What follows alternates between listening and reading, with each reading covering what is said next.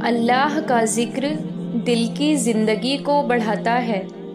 بے شک دل مردہ بھی ہو جاتے ہیں اور زندہ بھی۔ جب یہ مردہ ہو جائیں تو ان کو فرائض ادا کرنے پر لگاؤ، پھر جب یہ زندہ ہو جائیں تو دل کو نفلی اعمال پر لگا دو۔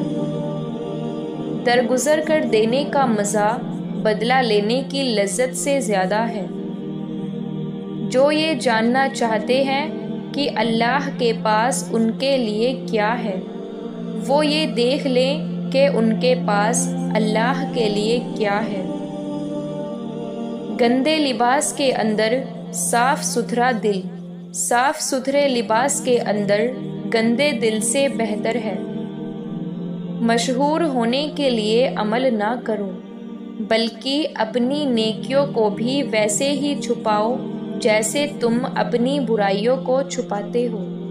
دنیا کی نعمتوں میں سے کوئی بھی نعمت ایسی نہیں جو آخرت کی نعمتوں کا مقابلہ کر سکے، سوائے ایمان کی نعمت کے۔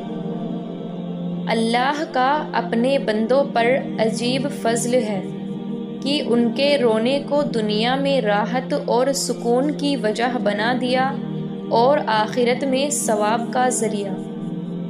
طاقتور کی باتوں پر نہیں بلکہ اس کے اعمال پر توجہ دیں۔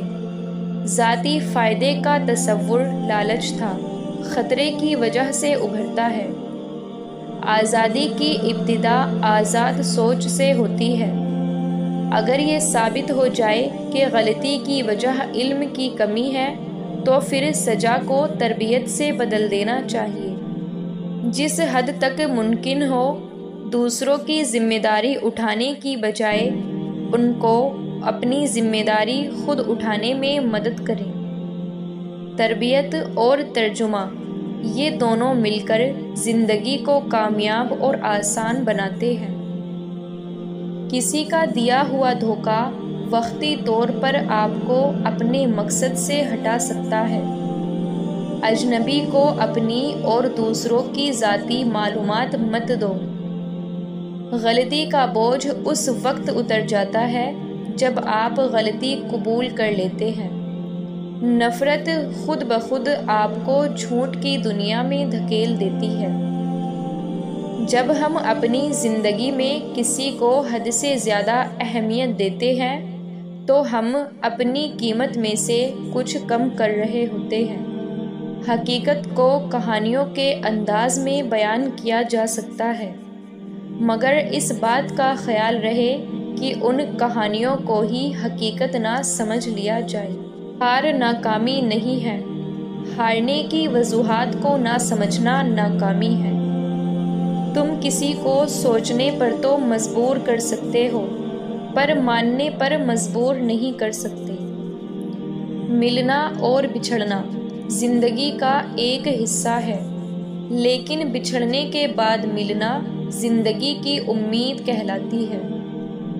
ہم اپنی پہچان کے لیے قرآن سے مدد لیتے ہیں تو اللہ نے دو طرح کے دشمنوں کا ذکر کیا ہے۔ شیطان کو انسان کا دشمن کہا ہے اور فرمایا کہ جب میں نے نفس پیدا کیا تو اپنا سب سے بڑا دشمن پیدا کیا۔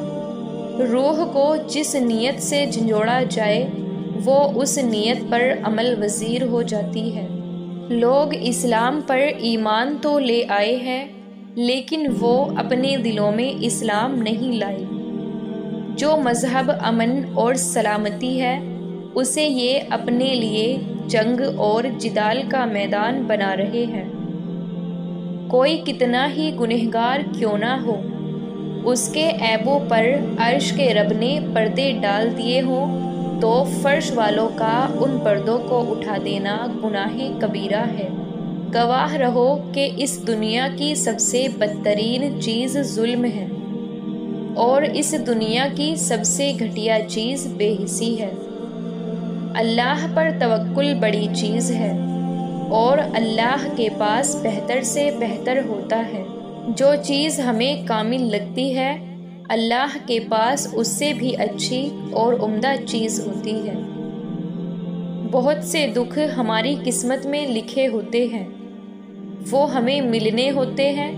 بعض سچائیاں ایسی ہوتی ہیں کہ وہ چاہے ہمیں کتنی ہی ناگوار کیوں نہ لگے، مگر ہمیں انہیں قبول کرنا پڑتا ہے۔